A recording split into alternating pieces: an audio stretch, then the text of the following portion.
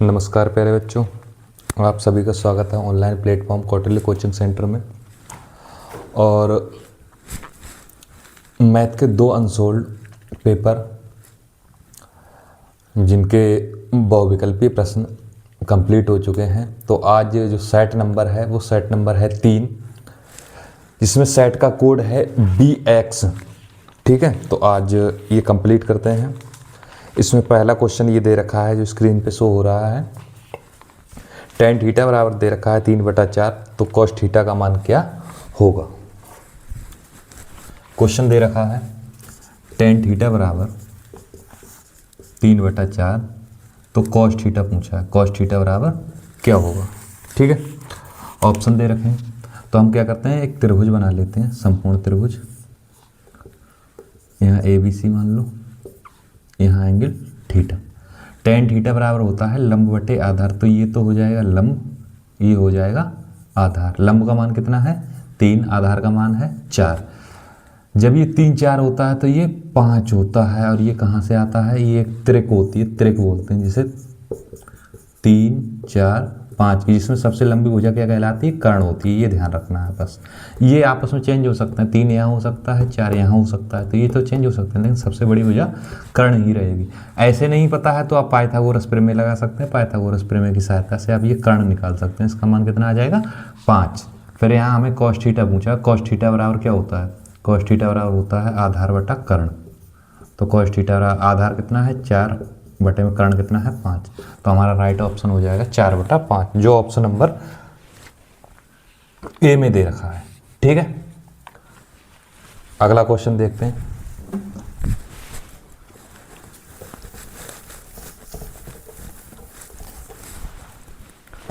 एक पासे को एक बार फेंका जाता है तो एक सम संख्या आने की प्रायिकता क्या होगी। ठीक है, तो एक पासे को अगर तुम एक बार फेंकोगे तो 1 आ सकता है, 2 आ सकता है, 3 आ सकता है, 4 आ सकता है, 5 आ सकता है, 6 आ सकता है। इसमें से सम संख्या आने की प्रायिकता पूछ रहा है। ये सम हो गई, ये सम हो गई, ये सम हो गई। प्रायिकता होती क्या है, आने की संभावना। ये क्वेश्चन हो चुका है, आने की संभावना बटे में कुल संभावना। शॉर्ट में ऐसे ही याद रखना है, विकल्पित करना। आने की संभावना, सम संख्या आने, कितनी संख्या है 1 2 3, कुल संभावना है कितनी 1 2 3 4 5 6। या तो ये ऑप्शन, अदरवाइज 3 एकम 3 3 दूनी 6, तो कितना आ जाएगा 1/2। ये तुम्हारा आंसर हो जाएगा। इसमें ऑप्शन नंबर दे रखा है बी। ठीक है, option number B right answer हो जाएगा।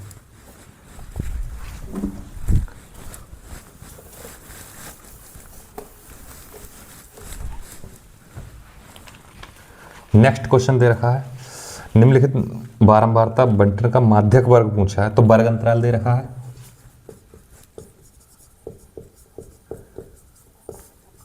बारंबारता दे रखी है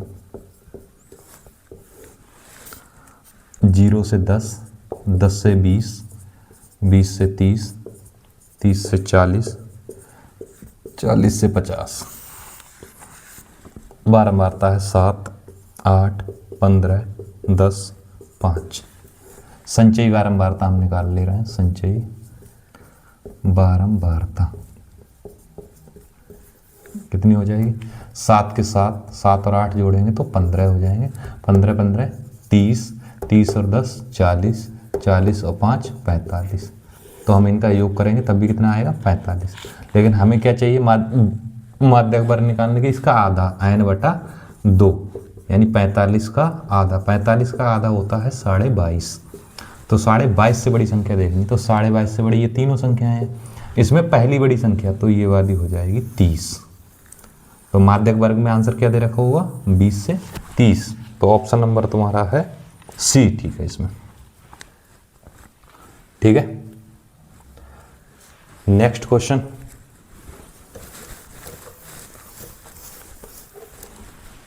क्वेश्चन नंबर 4। क्वेश्चन नंबर 4 में पूछा है निम्नलिखित सारणी का बहुलक वर्ग क्या होगा। तो इसमें तो ऐसे ही डायरेक्ट याद रखना है, इधर वर्ग अंतराल दे रखा है, इस टाइप का क्वेश्चन भी हो चुका है। इधर बारंबारता दे रखी है। वर्ग अंतराल कितना है 0 से 5, 5 से 10, 10 से 15, 15 से 20, और 20 से 25। इधर दे रखा है 2, 7, 11, 8, 6। इसमें बहुलक वर्ग पूछा, और बहुलक वर्ग जब हम निकालते हैं तो बहुलक निकालते हैं तो सबसे ज़्यादा हमें बारंबारता देखनी पड़ती है। सबसे ज़्यादा बारंबारता यहाँ पर है, तो ये वाला वर्ग हो जाएगा बहुलक वर्ग, और ऑप्शन में ये वाला आंसर दे रखा होगा 10 से 15। तो इसका जो 10 से 15 दे रखा है वो ऑप्शन डी में दे रखा है, तो ऑप्शन डी राइट हो जाएगा।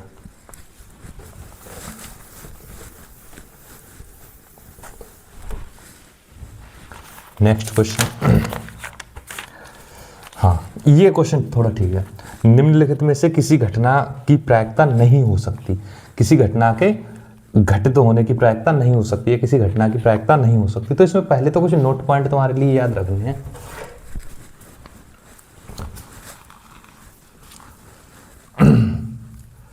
नोट पॉइंट ये लिख लो पहले। पहला पॉइंट ये कहता है किसी घटना के घटित होने की अधिकतम प्रायिकता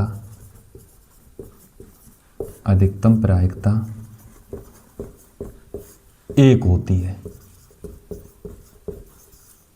ठीक है, सबसे ज्यादा प्रायिकता कितनी हो सकती है? 1। किसी घटना के घटित होने की प्रायिकता 1 होती है। दूसरा पॉइंट,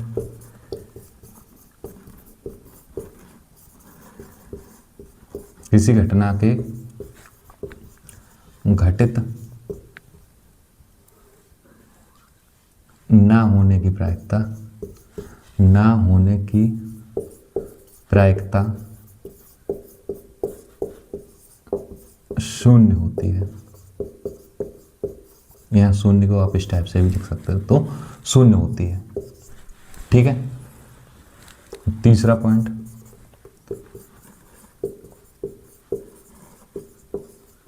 किसी घटना के घटित होने की प्रायिकता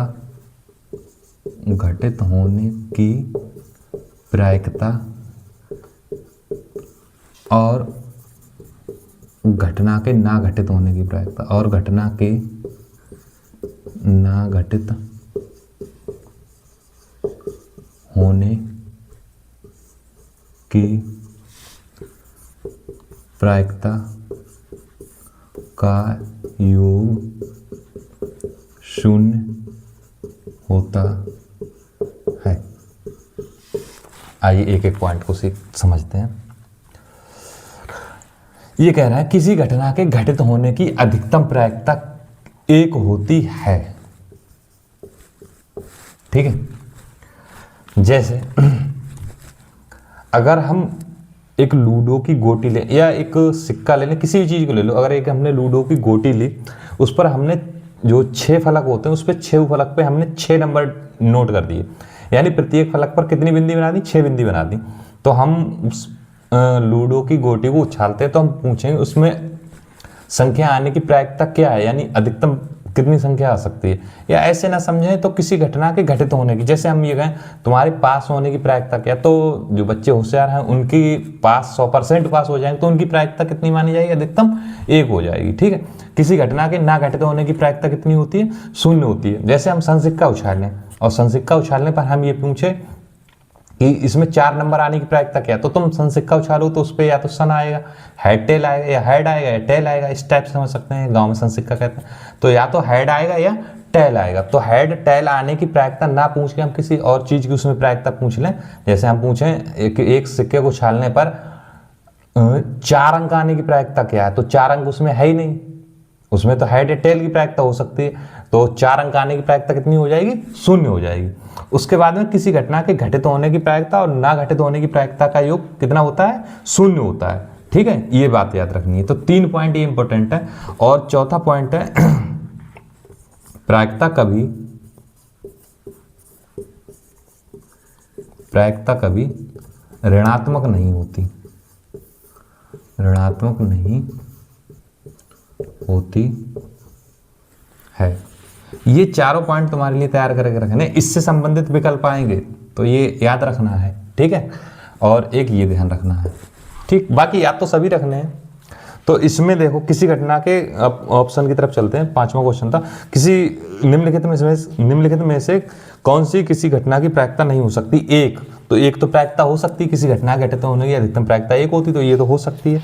फिर दे रहे हैं -1, तो अभी ये बताया प्रायिकता कभी ऋणात्मक नहीं होती, तो ये ऑप्शन नहीं होगा। 1/2 हो सकती है, 1/3 हो सकती है। प्रायिकता कहाँ से कहाँ तक होती है? प्रायिकता का जो रेंज होती है, क्षमता कहते हैं जिसे, 5वां पॉइंट अगर लिख लें, प्रायिकता कहाँ से कहाँ तक जो वेरी करती है, तो प्रायिकता का मान 0 से तो अधिक होगा, यहां पर पीई लिख लो, प्रायिकता के लिए पीई से दर्शाते हैं, और 1 से कम होगा या 1 के बराबर भी हो सकता है, 0 के बराबर, यानी प्रायिकता होती है वो 0 से तो बड़ी होती है, 0 के बराबर भी हो सकती है, और 1 के बराबर हो सकती है या 1 से छोटी हो, 2 नहीं हो सकती कभी भी। तो ये ध्यान रखना है। प्रायिकता का मान तो 1/2 1/2 इन दोनों के बीच में आता है, 1/3 भी इन दोनों के बीच में आता है, और 1 भी, 1 पे तो ये बराबर लगा तो 1 भी आ जाएगा, लेकिन -1 ये कभी नहीं हो सकता, प्रायिकता कभी ऋणात्मक नहीं होती। तो ऑप्शन नंबर इसका कौन सा सही हो जाएगा? बी ऑप्शन राइट हो जाएगा। ठीक है,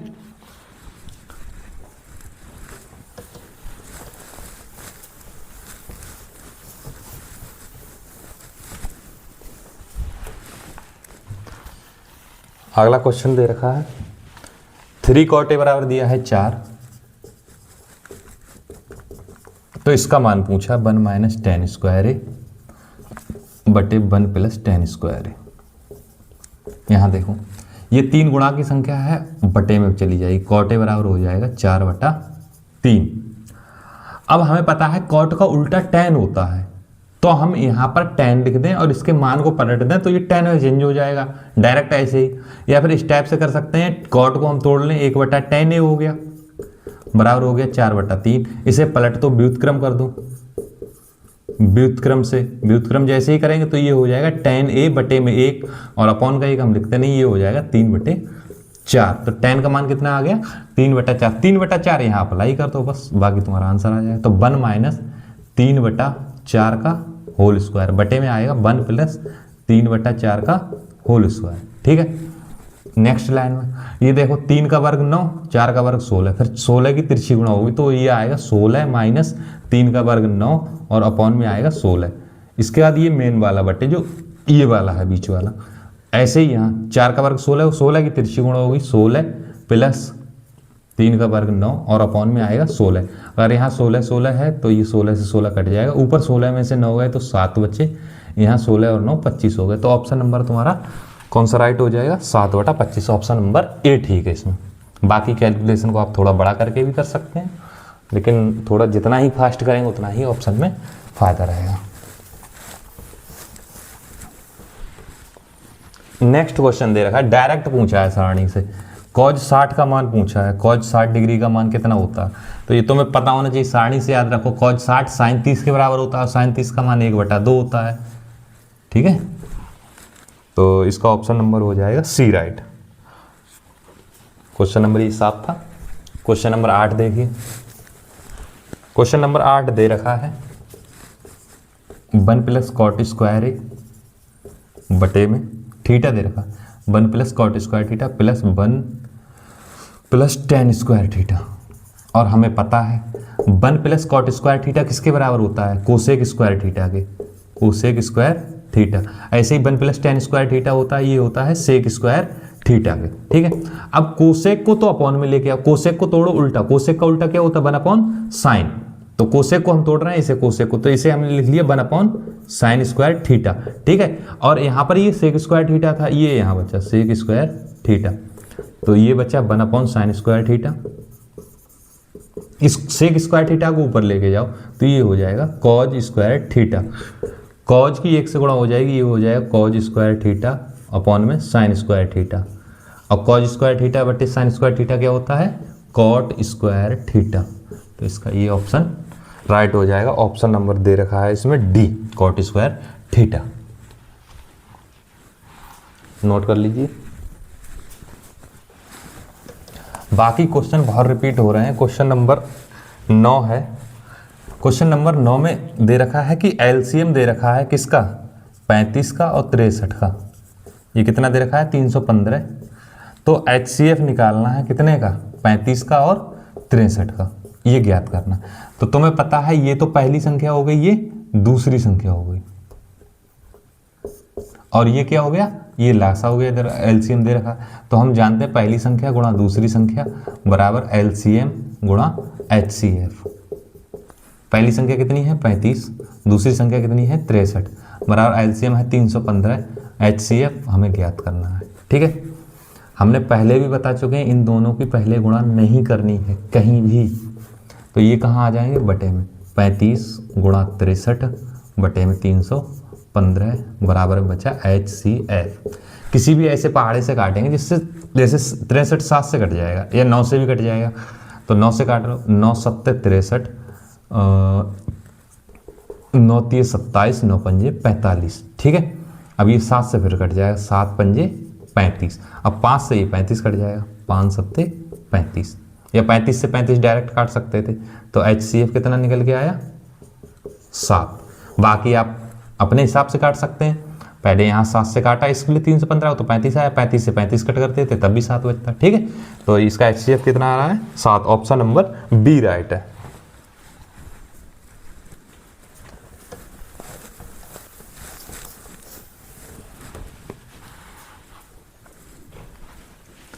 नेक्स्ट क्वेश्चन है संख्याओं 12, 15 और 21 का लासा पूछा है तुमसे। तो क्या करो, इसे डायरेक्ट लासा विधि जो हम बचपन से करते आए हैं वैसे ही लगा दो। पहले 2 से कटो, 2 6 12, 15 ऐसे ही रहेंगे, 21 ऐसे ही रहेंगे, कट नहीं सकते। फिर 2 से कट करो, 2 3 6, 15 ऐसे ही छोड़ो, 21 ऐसे ही रहने दो। 3 से काटो, 3 एकम 3, 3 पंजे 15, 3 सत्ते 21। अब ये 5 और 7 बचा, ये अभाज्य संख्या है यहाँ, तो 5 और 7 ऐसे ही डायरेक्ट लिख लो, पेपर में नहीं बार बार कट करके मत दिखाओ। तो यहाँ 5 दूनी ये तो 10 हो गया, तो 10 का तो ये 10 लिख लो। अब जो संख्याएं बची 2 3 6, 6 सत्ते 42 गुणा 42, और 42 का जब 10 से गुणा होगी तो कितने आ जाएगा 420। ऑप्शन नंबर इसका कौन सा राइट है, डी। ठीक है, क्वेश्चन नंबर 10 का डी ऑप्शन राइट है।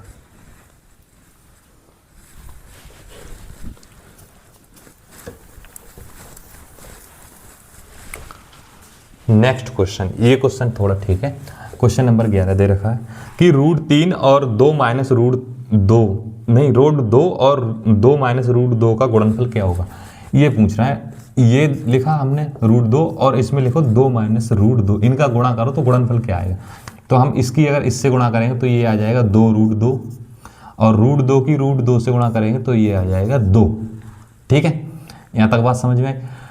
फिर भी अगर आप ध्यान से देखो तो इसमें रूट के अंदर ऐसी संख्या तो आ रही है जिसका हम वर्गमूल ज्ञात नहीं कर सकते हैं, √2 का हम वर्गमूल नहीं ज्ञात कर सकते। तो इस टाइप की अगर कोई संख्या आती है जिसका हम वर्गमूल ज्ञात नहीं कर सकते हैं तो वो कैसी संख्या हो जाती है, अपरिमेय संख्या, अपरिमेय संख्या। बाकी ऑप्शन देखते हैं इसमें क्या पूछा है। तो ऑप्शन इसमें दे रखा है, ऑप्शन नंबर ए है एक अपरिमेय संख्या। ठीक है, नोट कर लीजिए। गुणनफल पूछा है, गुणा ऐसे ही करते हैं। नेक्स्ट क्वेश्चन कह रहे हैं बिंदुओं 2,3 और 4,1 के बीच की दूरी ज्ञात करनी। दो बिंदु दे रखे हैं 2,3 और दूसरा दे रखा है 4,1, इनके बीच की दूरी ज्ञात करनी। ये x1 y1 x2 y2। हम जानते हैं दो बिंदुओं के बीच की दूरी के सूत्र x1 माइनस x2 का whole square plus y1 minus y2 का होल स्क्वायर। तो d बराबर x1 माइनस x2, x1 है 2 माइनस x2 है 4 का होल स्क्वायर, y1 है 3 y2 है 1 का होल स्क्वायर। तो d बराबर आ जाएगा 2 में से 4 गए -2 का होल स्क्वायर, 3 में से 1 गया 2 का होल स्क्वायर। ये शायद क्वेश्चन हो चुका है। 2 का वर्ग आ जाएगा 4, यहाँ भी आएगा 4, तो ये हो जाएगा 8, √8। इसे हम लिख सकते हैं d बराबर 4 गुणा 2। 4 का वर्गमूल 2 होता तो 2 बाहर आ जाएगा, या इस टाइप से हमने तोड़ के बताया था 4 गुणा √2। इसको हम लिख सकते हैं √2 का स्क्वायर गुणा √2। स्क्वायर से रूट कैंसिल हो गया तो d बराबर बचा 2√2, और इसमें लिख के आता मात्रक या इकाई। ठीक है, तो इसका ऑप्शन नंबर हो जाएगा 2√2 दे रखा है ऑप्शन नंबर सी में, तो ऑप्शन नंबर सी राइट हो जाएगा। नेक्स्ट क्वेश्चन की तरफ चलते हैं। Question number 13।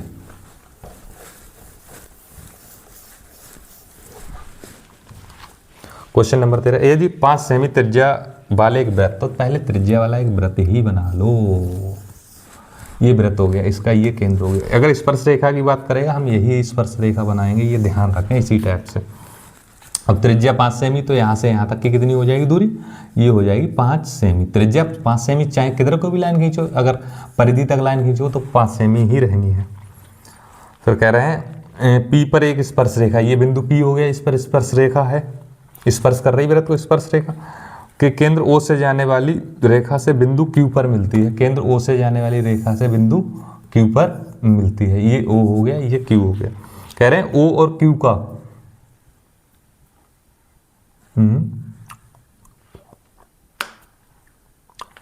यदि 5 सेमी त्रिज्या वाले एक वृत्त में बिंदु P पर स्पर्श रेखा PQ केंद्र O से जाने वाली एक रेखा से बिंदु Q पर मिलती है। यदि OQ दे रखा है तुम्हारे लिए, ये दे रखा है 12, चलो मालूम पड़ेगा। तो PQ की लंबाई ज्ञात कीजिए, इसकी लंबाई पूछिए, ये ज्ञात करना। तो हम जानते हैं पाइथागोरस प्रमेय, कर्ण का स्क्वायर बराबर लंब का स्क्वायर प्लस आधार का स्क्वायर। कर्ण 12 दे रखा है तो ये हो जाएगा 12 का स्क्वायर, लंब दे रखा है 5 का स्क्वायर, आधार हमें ज्ञात करना है। 12 का स्क्वायर होता है 144 बराबर 5 का स्क्वायर 25 प्लस ए स्क्वायर। 25 इधर लेके आओ, 144 माइनस के 25 बराबर हो जाएगा ए स्क्वायर। तो इसमें से ये घटा दो, ये आ जाएंगे 119 बराबर ए स्क्वायर। तो ए स्क्वायर बराबर हो जाएगा 119, अगर स्क्वायर हटाएंगे तो ए बराबर हो जाएगा अंडर रूट 119, रूट चढ़ जाएगा, इधर से स्क्वायर हटेगा। बाकी इसका ऑप्शन चेक कर लेते हैं। क्वेश्चन नंबर 13 का ऑप्शन नंबर बी दे रखा है, ठीक है, राइट आ रहा है, यही है, ठीक। ये कर्ण 12 ही दे रखा है इसमें, वैसे ज़्यादातर क्वेश्चन में 13 दे रखा था तो ये 12 बन जाता था डायरेक्ट, तो एक त्रिक बन जाती है 12 और 5 और 13 की, यहाँ 12 आता है, 5 होता है, 13 होता है, ठीक है। तो बाकी इसका ऑप्शन नंबर आता है बी।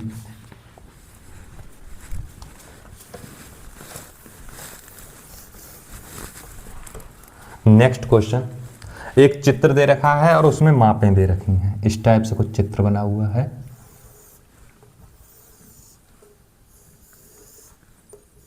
ये दे रखा है और यहां दे रखा है ए डी बी सी ई, और इसमें कुछ चित्र में नहीं बना हुआ लेकिन बाकी थ्योरी में दे रखा है। ए डी 3 है तो ए और डी 3 है, यहां से यहां तक 3 हो। डी ई 4 है, डी ई डी से ई तक ये 4 है।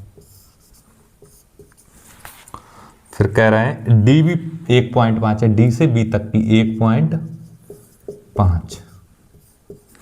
तो बी सी पूछा है, बी और सी की माप क्या होगी।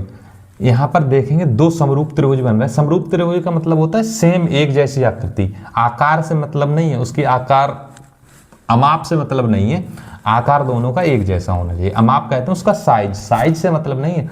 एक छोटा, जैसे एक ये वृत्त और ये वृत्त, ये समरूप हैं लेकिन सर्वांग सम नहीं है। समरूप कैसे हैं, दोनों गोल हैं यानी वृत्ताकार हैं, दोनों वृत्त के आकार के, लेकिन अगर समरूप बनाना तो हमें बिल्कुल इसी के बराबर चाहिए, इसी के बराबर। ये इसके अगर बराबर है तो ये सर्वांग सम हो जाएंगे, और वरना समरूप तो ये है ही ऑलरेडी। समरूप होते हैं बिल्कुल एक जैसे दिखने में हो तो ये समरूप हो गए, लेकिन सर्वांग सम के लिए दोनों एक के ऊपर अगर दूसरा अध्यारोपित कर दो तो नीचे वाला सिक्का नहीं दिखना चाहिए, तो कैसे होते हैं, सर्वांग सम। तो आइए अब यहाँ ध्यान देते हैं। ये कह रहे हैं इसकी समरूप त्रिभुज की में क्या इंपॉर्टेंट पॉइंट है कि उसके किसी भी दो भुजाओं का अनुपात ले लो वो सदैव बराबर रहता है। तो हम पहले इस वाले त्रिभुज में देख रहे हैं ए डी ई में, ए डी ई में पहले लिखो ए डी और अपॉन में लिख लो D E, A D upon में डी ई। अब हमने यहां इतनी भुजा ली इस वाले त्रिभुज की, इस वाले आधार को देख के, तो हमने यहां से यहां आधार को देख के इतनी भुजा ली, तो हमें इस आधार को देख के हमें यहां से यहां तक की लेनी है। यहां से यहां तक की भुजा कितनी हो जाएगी, ए बी, और अपॉन में कितनी लेनी है, बी सी, ठीक है। अब मान लगा दो, ए डी का मान कितना दे रखा है, ए डी का मान दे रखा है 3, डी ई का मान दे रखा है 4, ए बी का मान, ए बी का मान देखना है तो यहां से यहां तक हो गई 3, और फिर यहां से यहां तक 1.5 ये है, तो 3 ये और 1.5 ये हो जाएगा 4.5, और अपॉन में इसका मान तुम्हें निकालना है बी सी का, ठीक है। तो हम क्या करते हैं, इसकी इससे मल्टीप्लाई होगी, इसकी इससे मल्टीप्लाई हो जाएगी, इसकी इससे, इसकी इससे, तो हम इसे लिखेंगे 3 गुणा BC बराबर में हो जाएगा, ये आ जाएगा 4 गुणा 4.5। ये गुणा की संख्या है, बटे में चली जाएगी। BC बराबर हो जाएगा 4 गुणा 4.5 और बटे में आ जाएगा 3। अब अगर ध्यान दो, अगर यहाँ पॉइंट हटा लो ज़्यादा अगर दिक्कत लग रही तो यहाँ आ जाएगा 45 बटे में हो जाएगा 30। पॉइंट तो हट गया, तो 15 से देख लो, 15 तियां होता है 45 और 15 दूनी होता है 30।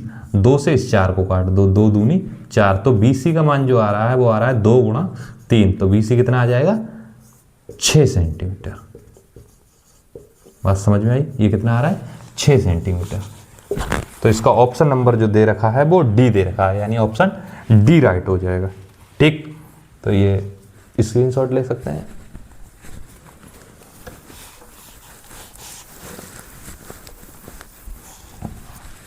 नेक्स्ट क्वेश्चन देखें। 6 सेमी त्रिज्या वाले एक वृत्त के, 6 सेमी का त्रिज्या, पहले वृत्त ही बना लो, तो त्रिज्या कहीं इधर के लिए दर्शा दो। ये कितनी हो गई 6 सेंटीमीटर। ठीक है, चाहे उधर के लिए दर्शा दो, कोई दिक्कत नहीं। वृत्त के एक त्रिज्या खंड का कोण, अब त्रिज्या खंड यानी एक टुकड़ा दे रखा है और इस टाइप का क्वेश्चन हर साइड में आ रहा है। तो जब ये 6 सेंटीमीटर है तो ये भी 6 सेंटीमीटर हो जाएगी। और त्रिज्या खंड का कोण 60 डिग्री है। यहाँ पर कोण कितना दे रखा है 60 डिग्री। तो इसका क्षेत्रफल ये निकालो, केंद्र O होता है, तो हमें वृत्त का क्षेत्रफल पता है। सूत्र क्या होता है, एरिया बराबर होता है पाई r स्क्वायर और गुणा में थीटा बटे 360। तो A बराबर, आंसर देख लें, पाई में आ रहा है, हाँ पाई में आ रहा है तो और आसान है। पाई ये हो गया r स्क्वायर यानी 6 का स्क्वायर गुणा थीटा, थीटा दे रखा है 60 डिग्री और बटे में आ जाएगा 360। यहाँ देखो 0 से 0 कट गया और 6 से यहाँ 6 छंग 36 होते हैं। तो पाई बराबर वो A बराबर आ रहा है, पाई तो ये आ गया। इस 6 का वर्ग नहीं लिखेंगे, हम 2 बार लिखेंगे, 6 गुणा 6 और यहाँ पर बचा था 1/6। 1 6 से 6 कट जाएगा तो A बराबर आ जाएगा, यानी एरिया आ रहा है वो आ रहा है 6 पाई। तो इसका क्षेत्रफल कितना आ रहा है 6 पाई सेंटीमीटर स्क्वायर। ठीक है, एरिया हमेशा किस में होता है, वर्ग सेंटीमीटर में या सेंटीमीटर स्क्वायर में। ठीक है, तो इसका ऑप्शन नंबर C राइट हो जाएगा। नेक्स्ट क्वेश्चन है, ये क्वेश्चन थोड़ा रोमांचक है। कह रहे हैं 10 सेमी भुजा वाले 2 घन देखें, घन इस टाइप के होते हैं।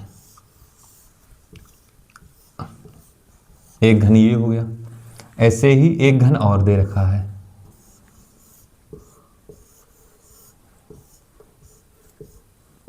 ठीक है, ये 2 घन दे रखे हैं और प्रत्येक की भुजा कितनी है 10 सेमी, यानी 10 सेमी ये भी है, 10 ऊपर के लिए भी 10 ऐसी, सब टोटल इसकी भुजाएं कितनी है 10 सेमी।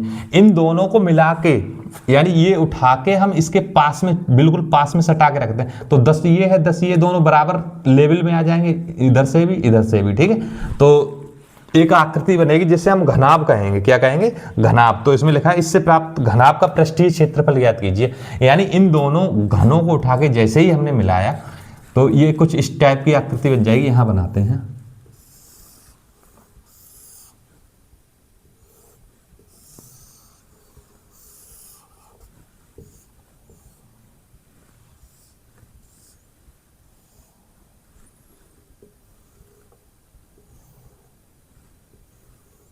इस टाइप। ये वाला टुकड़ा यहाँ रखा हुआ है, ये वाला टुकड़ा यहाँ रखा हुआ है। अब तुम्हें पता है एक की जो भुजा थी, एक घन की, उसकी 10 सेंटीमीटर थी यहाँ तक और 10 यहाँ तक, इस दूसरे वाले की हो जाएगी। तो टोटल इसकी जो भुजा हो जाएगी वो हो जाएगी 20 सेंटीमीटर। ठीक है, ये वाली लंबाई सिर्फ बढ़ जाएगी। उसके बाद इसकी ऊंचाई कितनी थी 10, तो अब ये घने उठा के यहाँ लगाया तो ऊंचाई तो अब भी 10 रहेगी, तो ये कितनी हो जाएगी 10। ऊंचाई की बात हो रही है। फिर इसकी चौड़ाई, ये वाली चौड़ाई, ठीक है, इस टाइप से ये चौड़ाई। इसमें देखो अगर थोड़ा समझ में नहीं आ रहा है तो यहाँ देखिए, इस टाइप से जैसे आकृति है तो ये वाली इसकी क्या हो गई, ये हो गई लंबाई, तो ये हो गई 20 सेंटीमीटर। इसके बाद में ये ऊंचाई, ये हो गई 10 सेंटीमीटर और उसके बाद ये चौड़ाई बची, ये वाला हिस्सा। ये ऊंचाई ऊपर के लिए है, ये लंबाई है, ऊंचाई ऊपर के लिए, ये चौड़ाई है। तो चौड़ाई ये वाला हिस्सा बचा है, यानी ये जो नीचे के लिए ये शो हो रहा है, ये कितना है, ये भी 10 सेंटीमीटर हो जाएगा। ठीक है, तो इसमें अब नोट करते हैं क्या क्या चीजें निकल के आई। इसमें जो लंबाई है, लंबाई को किससे दर्शाते हैं, L से। तो लंबाई कितनी है 20 सेंटीमीटर। फिर चौड़ाई, चौड़ाई कितनी है, इसे b से दर्शाते हैं, ये 10 सेंटीमीटर है। फिर ऊंचाई, ऊंचाई के लिए हाइट h से दर्शाते हैं, ये कितनी है 10 सेंटीमीटर। अब ये घनाभ बन गया। घनाभ का पृष्ठीय क्षेत्रफल क्या होता है, घनाभ का क्षेत्रफल या पृष्ठीय क्षेत्रफल, इसमें जो भी दे रखा हो लेकिन वो क्षेत्रफल ही होता है। पृष्ठीय क्षेत्रफल का है चाहे क्षेत्रफल का है, घनाभ का पृष्ठीय क्षेत्रफल का है तो पृष्ठीय क्षेत्रफल, पृष्ठीय क्षेत्रफल। तो ये होता है 2 आगे होता है LB plus BH plus HL। तो यहाँ देखो 2 तो ये हो गया, L और B की गुणा करनी है तो L हो गया 20 और B है 10, तो 20 और 10 की गुणा करेंगे तो ये आ जाएगा 200। BH, B की और H की गुणा करनी है, BH गुणा में है यहाँ पर, तो 10 की 10 से होगी, ये हो जाएगा 100 प्लस H और L, H ये रहा और L ऊपर रहा, तो H और L की होगी तो 10, फिर से ये आ जाएगा 200। तो 2 तो ये रहे, इन सबको जोड़ोगे 200, 200, 400, 500। जब 2 की 500 से हो जाएगी तो ये आ जाएगा 1000 सेंटीमीटर स्क्वायर। तो ऑप्शन नंबर इसका कौन सा राइट हो जाएगा, ऑप्शन नंबर इसमें दे रखा है, ये ऑप्शन डी राइट हो जाएगा। ठीक है, ये क्वेश्चन काफी बार पूछा गया है तो इस क्वेश्चन को आप तैयार करके रखें, ये बार बार रिपीट होगा। नेक्स्ट क्वेश्चन, क्वेश्चन नंबर 17 की तरफ चलते हैं। द्विघात बहुपद दिया है, इसमें दे रखा है 6x² माइनस के 3 माइनस के 7x, ये px बराबर दे रखा है, बहुपद को हम px। तो सबसे पहले तो इसकी घातें क्रम में नहीं है, यहाँ x² है फिर इधर x है, ये चर पद यहाँ बीच में दे रखा, तो इसे सही करके लिखते हैं px बराबर, इसका जो मूल रूप है 6x² माइनस का 7x माइनस के 3। इसके शून्यक निकालने, तो शून्यक के लिए, शून्यक के लिए क्या होता है, px बराबर 0 होता है। px का मान ये दे रखा है 6x² माइनस का 7x माइनस के 3 बराबर 0। सबसे पहले इनकी गुणा करो, 6 तिये 18, तो 2 संख्याएं ऐसी बताओ कि गुणा करने पर 18 आ जाए और जोड़ने घटाने पर 7 आए, तो 9 दूनी 18, 9 माइनस 2, 9 में दूनी 18, 9 में से 2 जाएंगे 7 बचेंगे। यहाँ 6x² माइनस का 9x, इधर से x आया इधर से 9 आया, माइनस माइनस प्लस का 2x माइनस के 3 बराबर हो जाएगा 0। इधर से क्या कॉमन है, इधर से देखो 3 कॉमन है और x कॉमन है, तो ये हो जाएगा 3 दूनी 6, एक x बचेगा, माइनस 3 तिया 9, x बाहर आ गया, प्लस यहाँ से 1 कॉमन है, तो 2x माइनस का 3 बराबर 0 आ जाएगा, 0 आ जाएगा। एक ये दोनों समान है तो एक बार लिख लो 2x माइनस का 3, दूसरी तरफ लिख लो 3x प्लस का 1 बराबर 0। इसे 2 हिस्सों में तोड़ लो, ये शून्य के लिए दोनों मान 0 बराबर कर दो। इधर देखो यहाँ तो 2x बराबर हो जाएगा 3, x बराबर हो जाएगा 3/2 प्लस का इधर 3x प्लस 1 बराबर 0, ये उधर बन जाएगा माइनस का हो जाएगा 3x बराबर माइनस का 1, x बराबर हो जाएगा माइनस का 1/3। ठीक है, तो इसके जो शून्य का आ रहा है वो आ रहा है 3/2, तो ऑप्शन शायद बी राइट है, 3/2 माइनस का 1/3, तो इसका ऑप्शन बी राइट हो जाएगा। क्वेश्चन नंबर 17 कंप्लीट होता है। क्वेश्चन नंबर 18,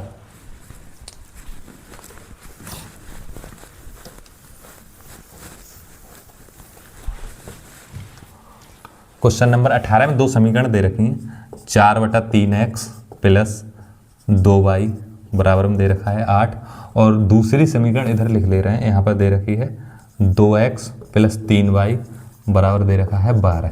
तो ये तो समीकरण अपने मूल रूप में ठीक है, तो यहाँ a का मान हो जाएगा 2, b का मान हो जाएगा 3 और c का मान हो जाएगा 12। लेकिन ये समीकरण 2 है तो यहाँ इस टाइप से a2 b2 c2 लगा, लेकिन यहाँ ये समीकरण रूप में सही नहीं, तो यहाँ इसके बटे में 1 मान लें, तिरछी गुणा करो, 3 एकम 3, फिर तिरछी गुणा 4x प्लस 3 दूनी 6y बराबर 8, बटे की संख्या गुणा में चली जाएगी, तो ये हो जाएगा 4x प्लस 6y बराबर 8 दिया 24। अब यहाँ से देखो ये हो गया a1 का मान 4, b1 का मान 6, ठीक है, और c1 का मान हो गया 24। ठीक है, अब प्रतिबंध हम लगाते हैं, प्रतिबंध। प्रतिबंध क्या होता है, A1 बटे A2 बराबर B1 बटे B2 बराबर C1 बटे C2। ये लगाते हैं, कंडीशन क्या बैठती है, तो यहाँ देखो A1 का मान 4/2 और 6/2, 6/3 और 24/12।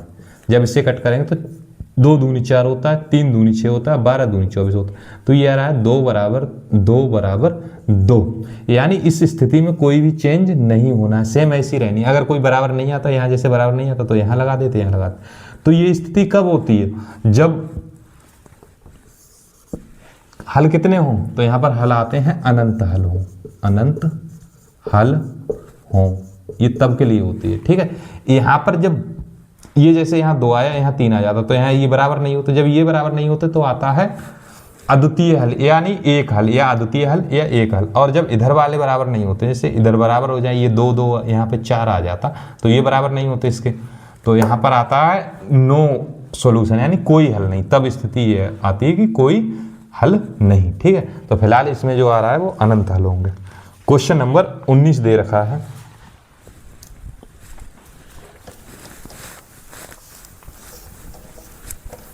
क्वेश्चन नंबर जो 19 है वो एक द्विघात समीकरण दे रखी, 3x² माइनस के 4 रूट 3x प्लस 4 बराबर 0। इसका विविधकर पूछा है, विविधकर। तो विविधकर कैसे निकालते हैं, तो d बराबर जो सूत्र होता है वो होता है b² माइनस का 4ac। तो d बराबर b², थोड़ा ऐसा करते हैं, मान निकालो। a बराबर है 3, b बराबर है माइनस के 4 रूट 3, c बराबर है 4। तो d बराबर b² माइनस का 4ac। आप डायरेक्ट भी लगा सकते हैं, d बराबर b² माइनस 4 रूट 3 का स्क्वायर माइनस 4 गुणा a का मान 3 गुणा c का मान 4। तो d बराबर, यहाँ देखो ये 4 का तो वर्ग हो जाएगा, 4 का वर्ग हो गया 16, लेकिन माइनस रहेगा नहीं, स्क्वायर की वजह से क्या हो जाएगा प्लस। और इसका जो रूट 3 का, ये स्क्वायर से रूट हट जाएगा, तो यहाँ बचेगा 3 माइनस, इधर देखो 4 3 12 और 12 चौका 48। तो d बराबर ये 16 3 48 और माइनस का 48, तो ये 48 से 48 कैंसिल हो गए, d बराबर आ गया 0। तो इसका जो विविध करा रहा है वो आ रहा है 0, यानी ऑप्शन नंबर सी राइट है इसमें। ठीक है,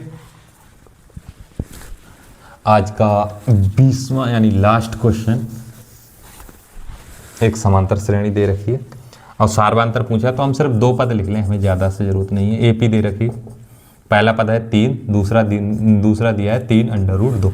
तो हम ज़्यादा क्यों लिखें जब हमें 2 ही पदों से मतलब सार्वंतर। तो सार्वंतर d बराबर होता है A2 माइनस का A1। तो d बराबर A2 यानी दूसरा पद ये है 3 plus root 2 minus minus A1 है 3, तो ये प्लस का 3 है, ये माइनस का 3 है, ये इससे कट गया, तो d बराबर आ गया रूट 2। ये सार्वंतर है। ठीक है, तो ये इसमें 20 विकल्प आपके आज कंप्लीट हो चुके हैं। इसके बाद भी अगर कोई दिक्कत रहती है तो आप वीडियो को दोबारा देख सकते हैं। ठीक है, और बाकी आपको क्लास कैसी लगी आप कमेंट जरूर किया करें, चाहे एक कमेंट दे, उसमें आपको क्लास कैसी लग रही है। अगर कहीं पे कोई दिक्कत आ रही है तो उस चीज़ को बताएं, और अगर क्लास अच्छी लग रही है तो उसे भी बताएं। और बाकी चैनल को सब्सक्राइब करके रखें, क्योंकि एक क्लास डेली आने वाली है। तो इसी के साथ मिलते हैं कल की क्लास में।